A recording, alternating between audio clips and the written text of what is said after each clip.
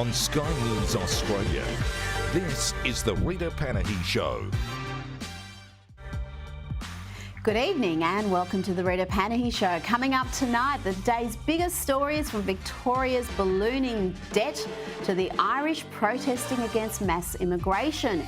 Joining me tonight, the always insightful Ralph Scholhammer, Stephanie Bastian and Rabbi Taylor. And of course, lefties losing it. Do you see this person next to me? He is my friend. C has had to put up with a lot to get to where Per is today. I just want to let Glint know that thon is valid, that verb pronouns are valid. But first, we've seen some harrowing footage emerge overnight of a gang rampage that took place last week in a remote Northern Territory community. There were shotgun blasts and homes set alight as terrified residents ran for their lives, but sadly, a number of people were left injured. Gun! Hey!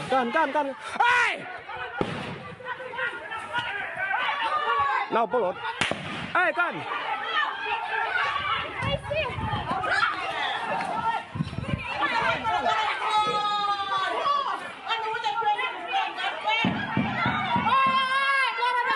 Got him! That person with that veranda! Mike got gun, Mike! Mikey got gun, Mikey! Liam Mendes reports in The Australian the tiny community of Naui on the Daly River, 3 hours south of Darwin, was attacked last week by up to 25 people armed with various weapons, including shotguns, axes and crossbows.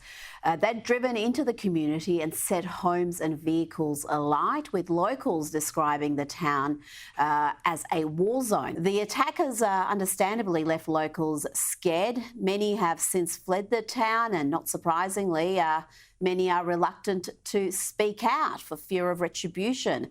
One local who did not want to be identified for that reason called the outback a war zone in Australia that no one knows about. Elder Mark Casey told The Australian what happened on Tuesday last week first started years ago over a dispute after a local footy grand final. They kept on fighting. It just escalated to what it is now, and now we're here.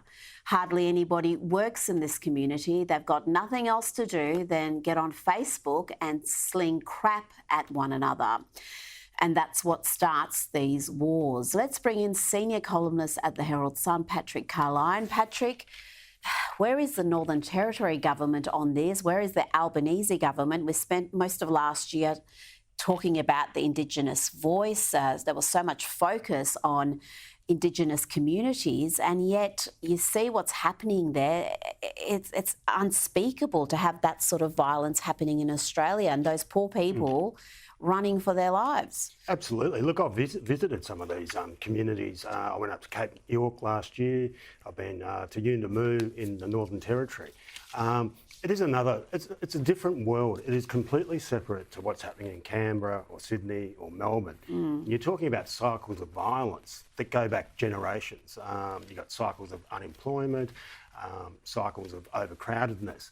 And by their definition, these are remote communities. So you don't have police on hand to actually deal with it as it's happening on the spot. Yeah. It looks like that's what's happened here. These stories, I know you've been up there, but so many Australians have never visited these communities, and then these stories are underreported. They're significant, but don't get the coverage they deserve. Now, let's talk about former Treasurer Josh Frydenberg. He was on Sky News last night, and he has also spoken to James Morrow about the rising anti-Semitism in our country. He said, we have students openly and publicly stating their support for atrocities on university campuses.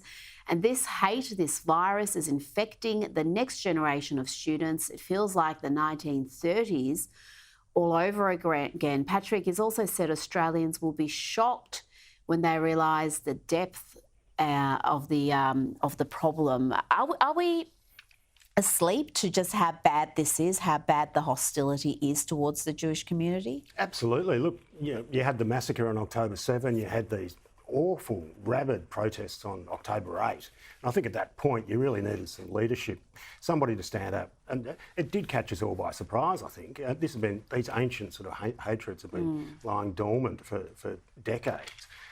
It needed some firm leadership from the start. We needed to hear who we were, what we were about, what Australian values are being ripped apart by this kind of protest and this kind of hatred. And we haven't had that. I mean, you had Education Minister Jason Clare talking about the supposed ambiguity of river to the sea. Well, there's nothing ambiguous about that. That is hateful.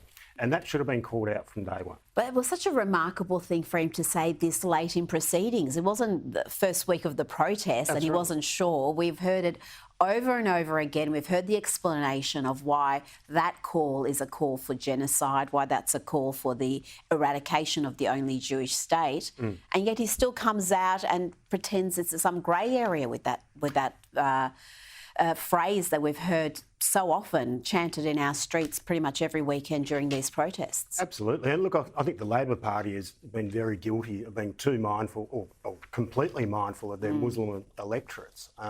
They haven't been saying what needs to be said. They've been pandering to those sections of the community with the next election in mind. And I think that really does show such a lack of political courage and fortitude when it really is needed most. Oh, absolutely. And Josh Frydenberg is going to be presenting a Sky News documentary called Never Again, The Fight Against Anti-Semitism. It will be on this station May 28. Let's have a look. They were words of hate. The philosophy of some level of extermination. Surely, in modern Australia, we're better than that. Just a little bit of anti-Semitism is okay. That thought has crept into the national psyche or into the psyche of some of our leaders. People will have different views about Israel, about Palestine. If you, as a Holocaust survivor, had the opportunity to speak to the Prime Minister of Australia today. Be aware of what's going on around you. Speak out for us. Lead.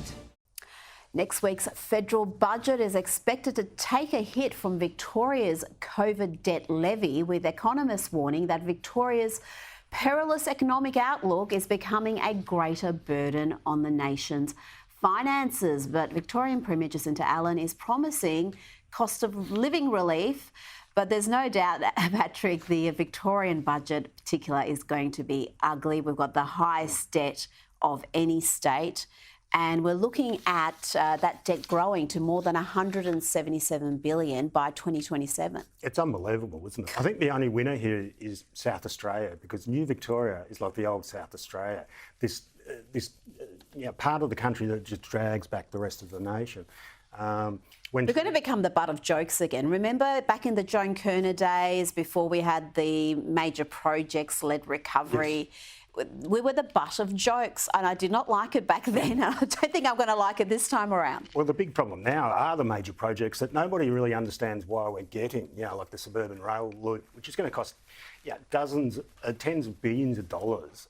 Nobody really wants it. No one understands it. We can't afford it, and that's what all these petty taxes are coming into. Victorians are being gouged to pay for these things that we really don't want. We don't, but we also are getting these little bribes or sweeteners, $400 for every school child, but that comes from the taxpayer. That's just adding to the debt burden. But that's right. Is that going to fool the electorate? Are they going to look at that $400 and be happy if they've got kids? If you don't have kids, you don't get a cent. Well, that's true. Look, everyone loves a cashback, don't they? Something for free. It's not a huge amount of money. I think it's only $287 million in total. But there are a lot of people who are paying taxes that they weren't paying, a year ago or 3 years ago. Yes. Who might get this $400 back. The balance sheet for them isn't terribly good. Absolutely. And the way the taxes are going up, they're absolutely hooked on property taxes in this state, and you're seeing land tax soar in particular. Now let's talk a little bit of royals. I know you love the royals. Sources close to King Charles say that the family are concerned about his workload as he looks to supercharge his diary after spending 3 months receiving treatment for cancer. A source close to the king said he is a bloody caged lion, driving everyone around the twist if he's stuck at home. He has been frustrated because there is still so much he wants to achieve. Patrick, Prince William is said to be worried that his father is doing too much too soon. Well, look, a lot of people wouldn't appreciate it until you actually cover a royal tour as a journalist or cover the Queen's funeral. King Charles works his tail off. He actually, and you'll be a journalist sort of trailing him around. It's like, oh, then we're going to go there, and then there, and then there, and then there's a street walk. That service belief that he inherited that from his mother. He really does believe in it, and I think it makes him happy. If he can work, he should be working. Well, he's been waiting for this role his entire life, and he got it quite late, unlike his mother. How do you think the King is going as far as keeping the monarchists happy and also keeping the Republican sentiment at bay? Because there was a lot of conjecture that once he became the monarch, that's when the Republicans were going to strike. He wasn't going to be as popular as the Queen and probably not as popular as his son William. But he seems to be doing a pretty good job, and the regard for him has increased. Look, the Republicans have been sort of savvy, if you like. You get media releases from the Republican movement, at least weekly, if not daily, sort of talking to what they say is the fact that it's so foreign and distant and archaic. Against that, look, I think everyone loves the Royal Tour. He'll come out at some point, presumably. Won't be the same crowds as his mother got in 1953. But a lot of people are fond of the Royals. Their grandparents trusted in the Royals to do the right thing. And that has sort of flowed through. And I don't think the Republicans have had that sort of pushback that they might have anticipated. And I think after the race-based referendum of last year, Australians, the last thing they want is any sort of referendum. It is just not something that we want on our agenda. So, yeah, I think and also the Republicans can't come up with a model. You need to actually come up with a model that you can take to the Australian people. And that's, I think, where they fall over at the first hurdle. Now, to the US, and this story is something else. I've avoided talking about this because how do you approach this story? It's so bizarre. This is the South Dakota governor, Kristi Noem. She was enormously popular. She may still be, but she certainly sustained some damage after revealing all sorts of odd details in her memoir. Things like how she killed the family pet, a 14-month-old puppy who apparently was attacking other animals and people. And she also killed a goat, Patrick. But it's the way she writes about this in No Going Back, her memoir, the graphic detail, the way she almost seems to be proud of putting these animals down. I don't know what she was thinking, because she was being talked about as an outsider for Trump's Veep. That's certainly completely gone now, and she's become the butt of jokes, and others have completely been appalled by what they consider animal cruelty. Well, I can't wait for the sequel, because presumably she'll talk about drinking her own urine and communing with JFK through the spiritual world. And I did love the story I most liked about this. It started, vice presidential hopeful and self-confessed dog killer. That's quite a title. You're pushing uphill at that point, aren't you? Oh my God! It's just self-inflicted damage. You would think, what are the people around her telling her? Surely someone would have had the good sense to say, yeah, maybe this sort of thing in the country may be accepted, but people living in the cities just are not used to shooting their own dogs, and they will frown upon this. Patrick Carlyon, thank you so much for your time this evening.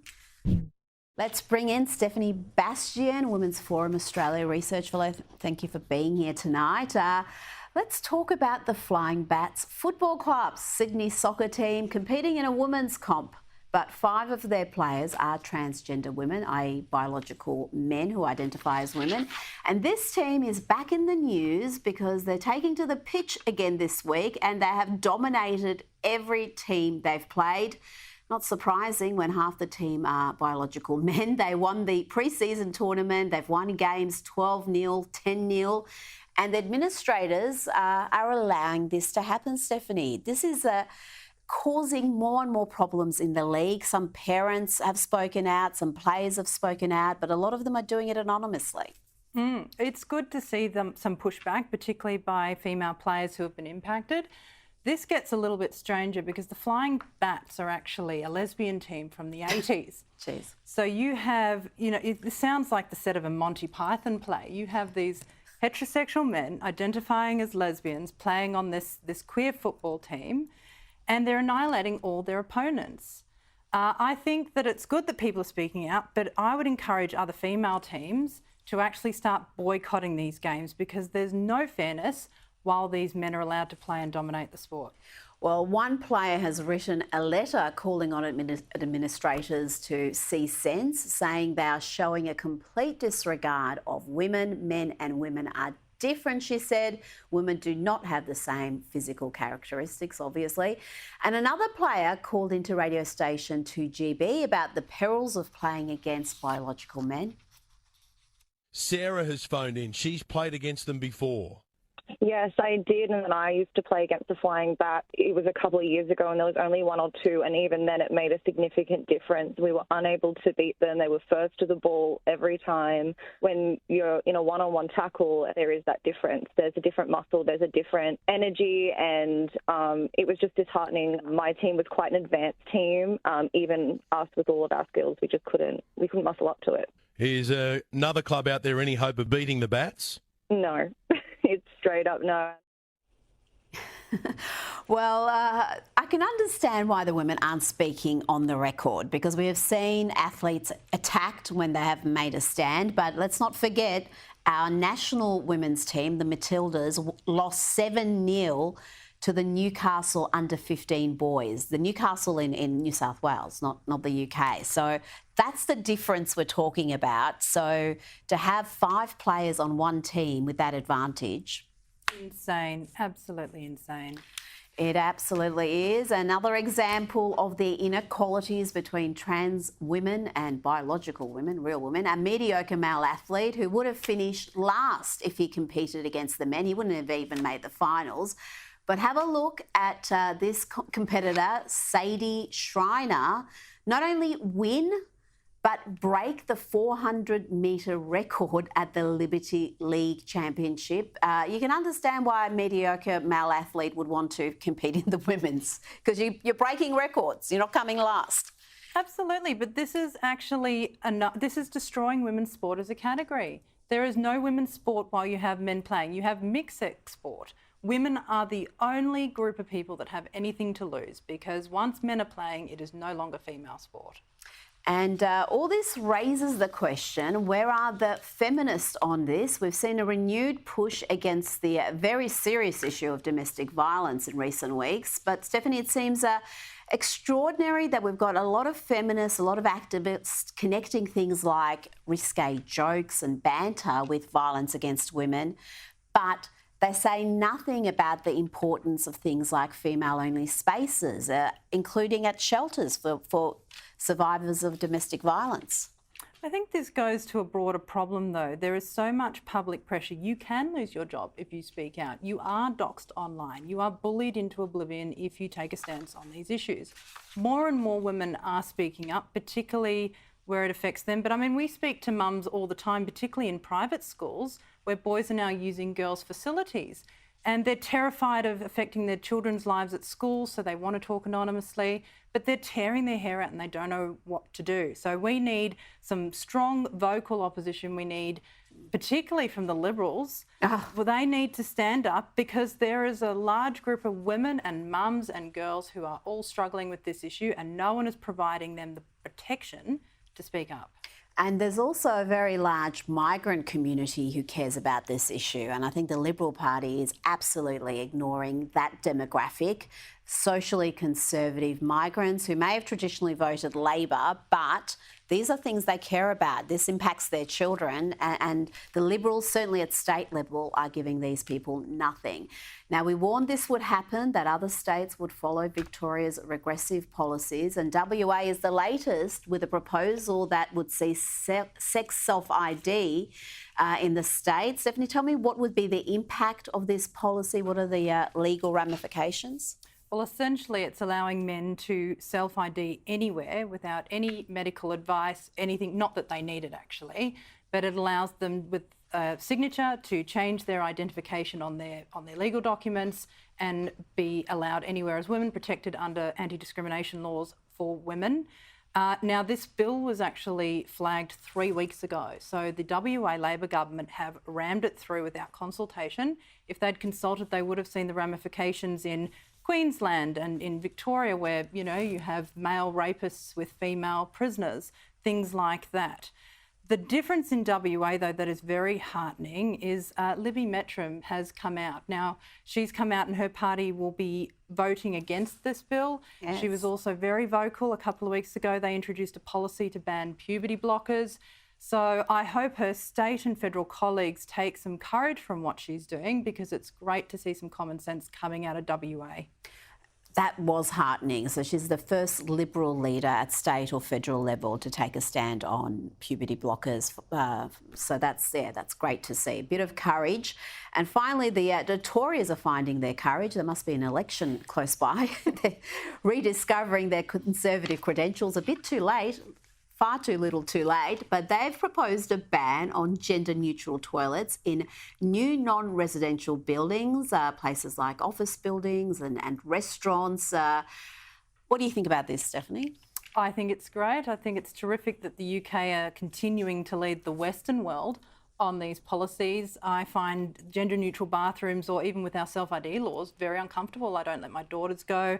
And there's nothing worse than trying to adjust yourself or fix your makeup and have a man come out from the cubicle behind you. And also, they're just gross. The toilets are gross. There's a reason why women prefer to have women's bathrooms, because there is a difference. And we're seeing these gender-neutral toilets. There's all over Melbourne Airport. You can see them now.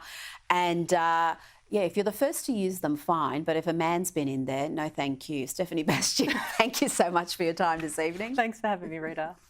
The Irish are protesting against mass migration. I'll be speaking to Ralph Scholhammer about that. Plus, a bumper edition of Lefties Losing It.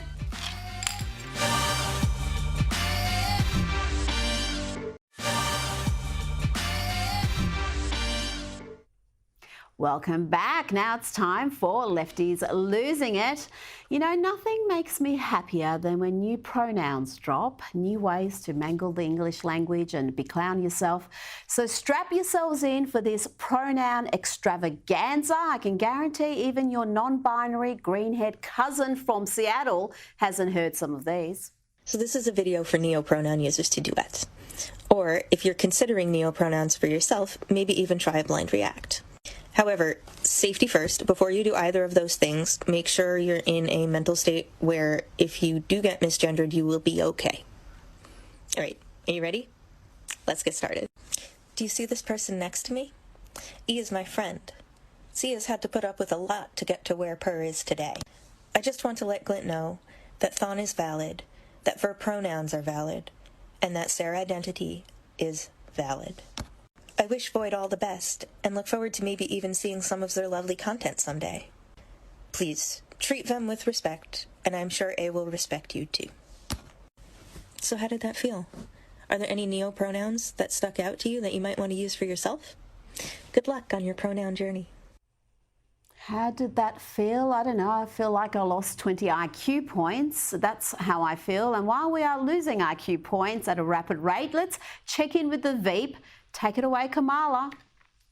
Fortunate and blessed to, during the course of being vice president, have many situations where it becomes clear to me that there are, you know, people of every age and gender, by the way, who see something about being the first that lets them know they don't need to be limited by other people's limited understanding of who can do what. Yes, that was profound. Now to a pampered little princess who has clearly been indulged by her supportive parents. Listen to this mad rant about the perils of having a mum and dad who love and care enough to be there at all your events, all the boring dance recitals and sporting events. Apparently that's tantamount to abuse. Am I the only one whose narcissistic parent would show up to every single event I was ever involved in? This is one of those weird ones where I always felt like speaking about this behavior negatively could be perceived in the wrong way, like my parent was just being supportive, and how lucky was I to have a parent who always showed up. Boo-hoo, your parent was there for you. But did you also feel like sometimes it was a bit excessive, especially if it was a bit more of a repetitive thing where maybe I was doing the same thing on multiple days in a row? Like, you do not have to attend every one. And what makes this lean more towards the negative, in my opinion, in terms of behavior, is that if I ever didn't want them to show up to every single showing of something, that was considered to be disrespectful. It was very much that taking me out of school for lunch, sort of picking me up and dropping me off everywhere I went energy, where on the surface it seems very convenient, very thoughtful even, but it's a pattern of controlling behavior, I think, for narcissistic parents. Could you be, I don't know, less ungrateful? I don't know. Let's go to a lefty losing it, pushing demented fantasist tales of what life would be like under a second Trump term. This is 85-year-old Californian Congresswoman Maxine Waters. The man who we better be careful about, and I tell you what I'm going to do. I'm going to ask the Justice Department and I'm going to ask the President to tell us what they're going to do to protect this country against violence if he loses. I want to know about all of those right-wing organizations that he's connected with, who are training up in the hills somewhere and targeting, what communities they're going to attack. Training up in the hills. Yes, those right-wing organisations. The pure weapon-grade chutzpah there is something to behold. Not only is she obviously lying about Trump and his supporters, but does she think we've forgotten what she said even after the BLM Antifa riots raged across America, causing around $2 billion in damage, leaving more than 20 people dead, many more seriously injured? Even after all that, Maxine told them to stay on the streets and fight if Derek Chauvin was not convicted of murder. We've got to not only stay in the street, but we've got to fight for justice. But I am very hopeful, and I hope that we're going to get a verdict that is say guilty, guilty, guilty. And if we don't, we cannot go away. And that's not the worst of it. This is Democrat Congresswoman Maxine Waters back in 2018 encouraging mobs to attack Trump's cabinet members wherever they found them. Let's make sure we show up wherever we have to show up. And if you see anybody from that cabinet in a restaurant, in a department store, at a gasoline station, you get out and you create a crowd. And you push back on them. And you tell them they're not welcome anymore, anywhere. And it's worth reminding folks of the ugly violence we saw in DC and elsewhere during Trump's inauguration, let alone his reign. It seems this has all been memory hold. The anger reaching a boiling point in the nation's capital after President Trump took the oath of office. Police in riot gear facing off against the protesters just 6 blocks from the inaugural parade. Unleashing pepper spray, concussion grenades, all to disperse the crowd. They've been using pepper spray out of canisters. Then 3 vehicles set on fire. 2 vehicles have been ignited. The fire folks have just moved in. Many of the protesters cloaked in black with their faces covered. The protesters had filled the street with several trash cans, and now police and fire are trying to move them out of the way. Earlier in the day, self-proclaimed anarchists smashed Washington storefronts with hammers. One of the cars they lit on fire was a limo. Remember that? Owned by a migrant small business owner who was in it at the time. He's lucky to be alive. And you'll see from this next video why for the 2020 election, shop windows were boarded up in DC, New York City, many other blue cities. They weren't scared about a Trump win. They were boarded up to protect them in case he won. They were boarded up to protect them from Democrats who behaved like this when Trump won the first time. Watch out, watch out. Hey, easy. Easy. Sure, come over here. Back.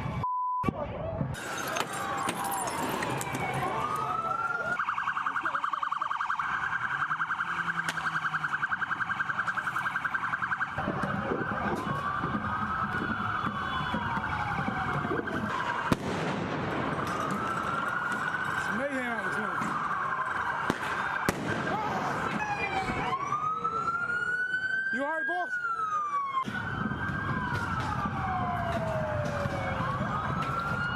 Now, I've avoided this for as long as I can, but we have to feature this. It's Hollywood has-been and Mark Hamill and Corinne Jean-Pierre. I apologise in advance. There's no introduction that really is needed here. I have a special guest, as you can see. Mark Hamill has decided to join us on this wonderful Friday, and I am really excited to turn it over to Mr. Hamill. Here we go. Okay, how many of you had Mark Hamill will lead the press briefing on your bingo card? Hands? Well, you know, I called him Mr. President. He said, you can call me Joe. And I said, can I call you Joe-B-1 Kenobi? Joining me now is Ralph Scholhammer, an expert in cultural conflict, cultural history. He's an assistant professor at Webster University in Vienna, but he's coming to us live from Rockhampton. I don't know what you're doing in Queensland. You should be here in Melbourne in the studio, Ralph. But let's talk about all matters Irish. The citizens of Ireland are becoming increasingly frustrated with the radical left. We saw that strong rejection of the changes proposed to the Irish Constitution, and now they're protest against mass migration.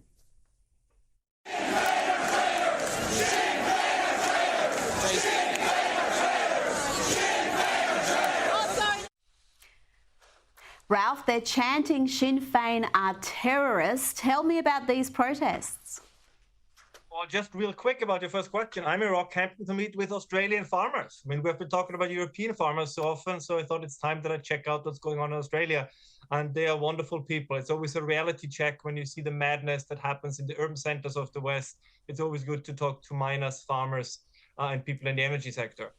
No, I think what you see happening in Ireland is the long expected and absolutely justified backlash that will happen all over Europe. I mean, we see this now going on for at least 3 decades, that mass migration has now been bleeding into the everyday life of people. We see it in the schools. Ireland has the same problem in urban areas that Austria has, where more and more school children don't speak the local language, which means, of course, that the educational attainment of the local population is also going down, which means that their ability to climb the social ladder via education is also going down. And this will be more and more and more an occurrence all over Europe. We are in the foothills of a civil war in Europe, with kind of the Islamists and the left on one side and the patriotic nationalist right on the other side. And from here on out, I would argue that every election is more or less a referendum on which of those two sides are you standing. Do you really see it as that grim, as a civil war between the Conservatives or the nationalists, if you want to say, and the left and the Islamists? Yeah, absolutely. I mean, it's going to play out differently in urban areas compared to rural areas. I mean, this is always something we have to keep in mind, that many of these issues take place in Dublin, in London, in Vienna, in Berlin, and not so much in the rural parts of the country. But yes, I don't know how else you would describe it. I mean, we see a growing tendency for these clashes to become violent. We see this also, of course, now, if you look what happened over the last couple of days in London. I mean, if you have elected, and in other parts of the United Kingdom, if you have newly elected members of parliament or members of local councils that after their election victory say Allahu Akbar and this is for Gaza, I mean, I don't know what else you would say. And of course, more and more people feel threatened by this. By the way, justifiably so. I mean, I always make this quote unquote joke when people talk about Islamophobia. There is a phobia at this point that is absolutely justified. I mean, everything that has currently happened, I really want to stress this, we were told for 30 years is not going to happen. So there have been many voices saying in the early 90s that if mass migration from countries with vastly different cultures, particularly Islamist and Muslim backgrounds, come to the West, that this will create social and cultural clashes and problems. And we were told, no, this is not going to happen. They will easily integrate. The Western culture is so seductive. They will have no choice. And within 2 generations, they all be, gung-ho for gay marriage and new pronouns and you name it. And we see now that the exact opposite is happening, that the second, third generation of migrants is very often more radicalized than the parents or grandparents that came to this country.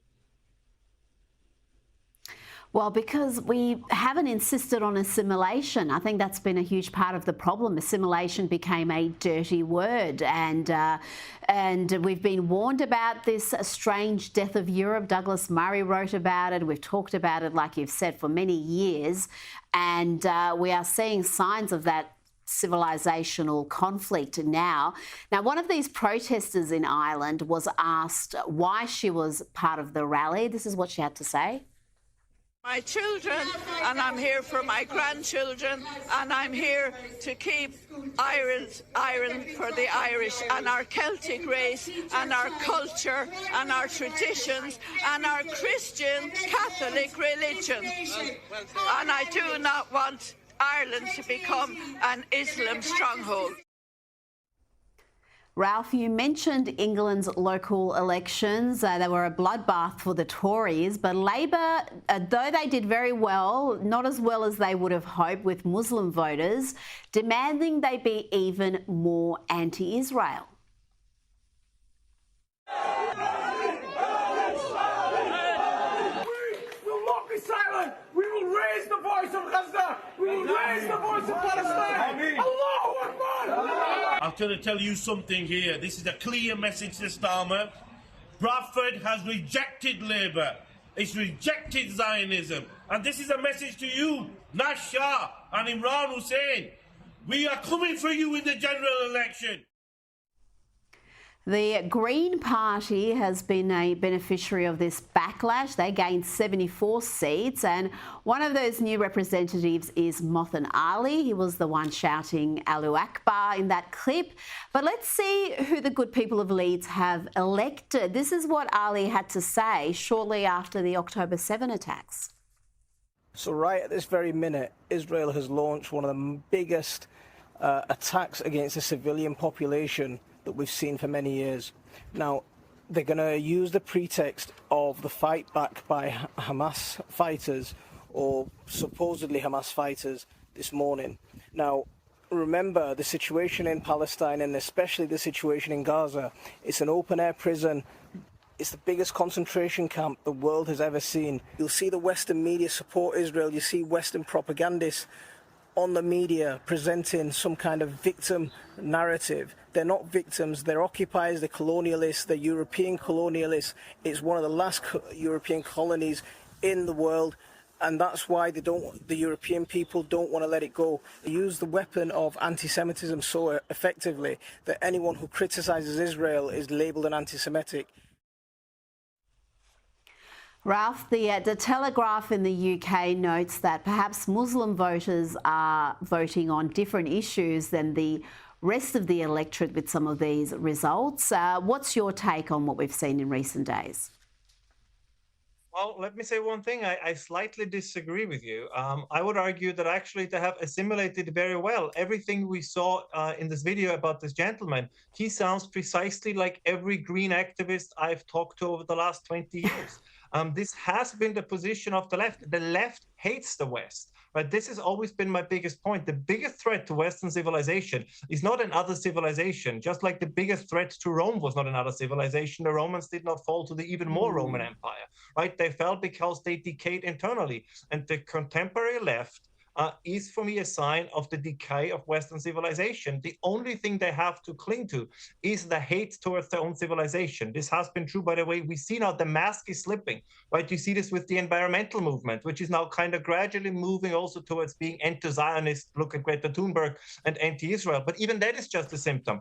Israel could disappear tomorrow. Like all the Jews could pack up and move out of the Middle East and move to Europe. They would still hate Western civilization. And this is what I meant originally when I said it's two camps. The people have to decide, the undecided middle, if you want, has to decide what they want in the future. Do they want people in charge that might make mistakes, but at least still are dedicated and loyal to their country, their history, their traditions, and their civilizations? Or do they want to vote for people who actually hate all of the things that I just mentioned? And let me say one more thing about your previous segment, because this really always grinds my gears. The Romans had a good saying, right? They held actors in the same esteem as prostitutes and criminals. And I think we should take a page out of the book. I'm so sick by all these Democrats and leftists constantly walking around with some, worn down, old or new Hollywood celebrities. I mean, how old is Mark Hamill? He's like in his early 70s. I mean, Star Wars came out in the 60s. I mean, I know that Joe Biden is 270 years old, so probably in his eyes, he's a young guy. But this is entirely ridiculous. I don't care what Taylor Swift, although she actually is, held back quite a bit, or Robert De Niro, who is, I think, also 180 years old, have to say about politics. I don't care about what actors have to say, and I think this is something we should cherish more, how the Romans did it.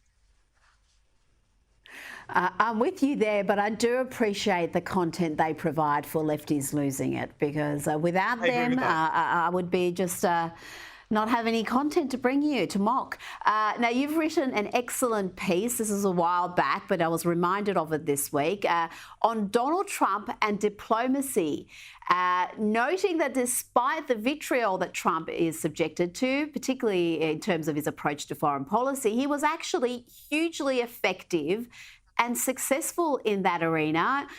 You wrote, the key rule of diplomacy is that it is most needed when dealing with one's rivals, not one's friends. Unfortunately, in the age of virtue signalling, this rule has been largely forgotten by Western rulers. And we're seeing the impact of that, Ralph. We're seeing such a weak Biden administration and all sorts of consequences from that weakness and uncertainty. And I think Donald Trump understood something about diplomacy very well. When you go into negotiations in public, you charm your opponent. Remember, he's the best friend of Kim Jong-un, and he understands Putin. You're charming, you're nice to your opponent, and behind closed doors, that's when you run a hard bargain. And Joe Biden did it exactly the opposite, right? Joe Biden went out and said, the Saudi Arabians, they're a thug regime. Now, if you go into negotiations and you humiliate your potential negotiating partner in public, they will then drive a hard bargain with you behind closed doors, which is exactly what the Saudis, for example, did with the Biden administration. The kind of foreign policy as it was conducted by the Biden administration was the worst I have seen in my lifetime, which is probably not that long.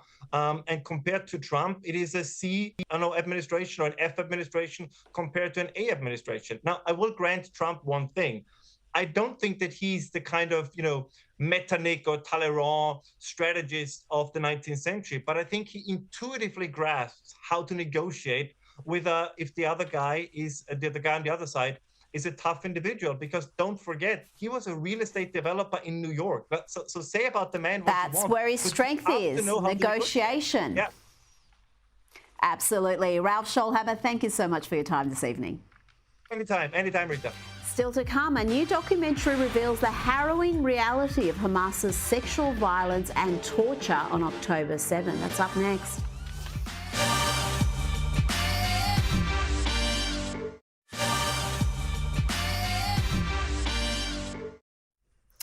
You're watching the Rita Panahi Show. Last week, I watched a harrowing documentary called Screams Before Silence on the atrocities committed by Hamas on October 7, focusing on the attacks against women and the use of sexual violence to torture and humiliate Israelis. First responders and female hostages were among those interviewed for this important work, and a warning, the following footage may be distressing. There were 10 men around me. And my instinct was just to fight, to do what I can.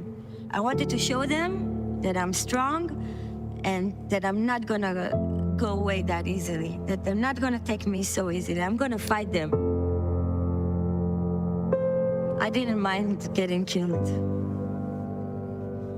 I think maybe I preferred that in those moments. I was scared. I was really scared that they're gonna rape me there and that they're gonna drag me through Gaza streets and parade my body around. So I feared that more than being killed. Let's now go to author and lecturer Rabbi Taylor. Rabbi, this shocking doco was put together in part because there's so much denial about the rapes, the sexual violence that occurred on that day and afterwards to some of the hostages. Why have we seen so many feminists and the Me Too crowd silent about these atrocities? Well, thank you for having me, Rita. I have no idea why what's usually touted as believe all women doesn't apply to Israeli women, doesn't apply to Jews.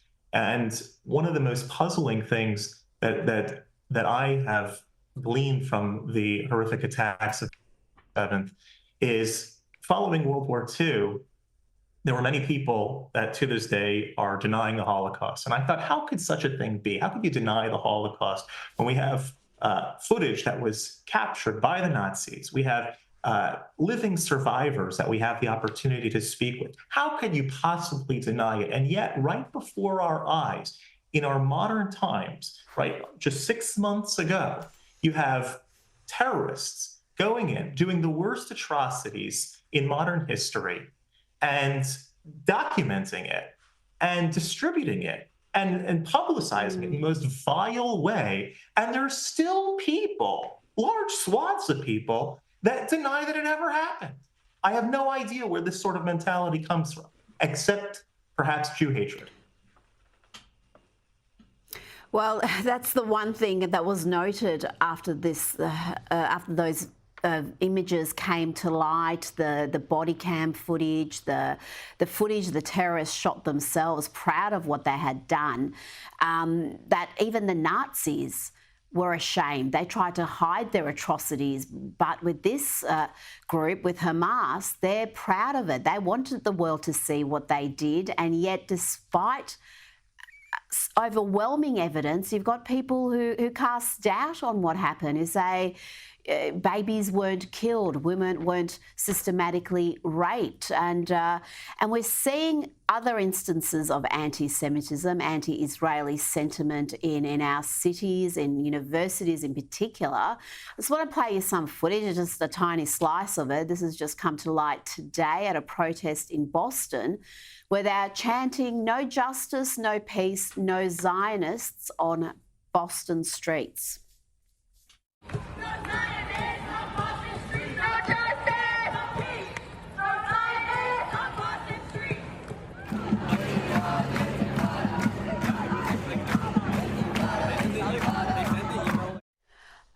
I can just imagine if you're a Jewish person encountering that and hearing that.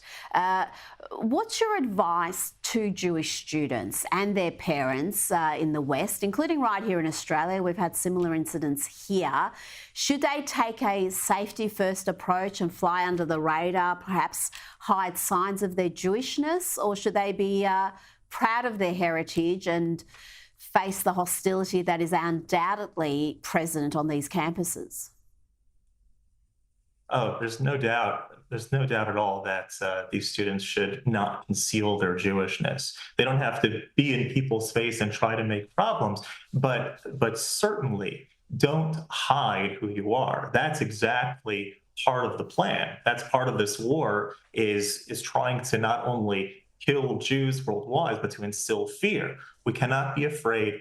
We need to use it as an opportunity to enhance our connection with our heritage as well. I'd recommend for Jewish students in particular to find local Jewish organizations that are on campus. Chabad, for example, is on campuses across the world. Hillel, whatever organization is going to connect you with your Jewish roots a little bit more, to attend Shabbat services, a dinner with your friend, whatever it is. Do not hide your Jewishness. Go loud, go proud, but use it as an opportunity to enhance your connection.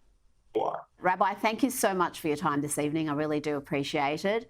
And that's it from me. Up next is Newsnight. I'll see you at 11 tomorrow.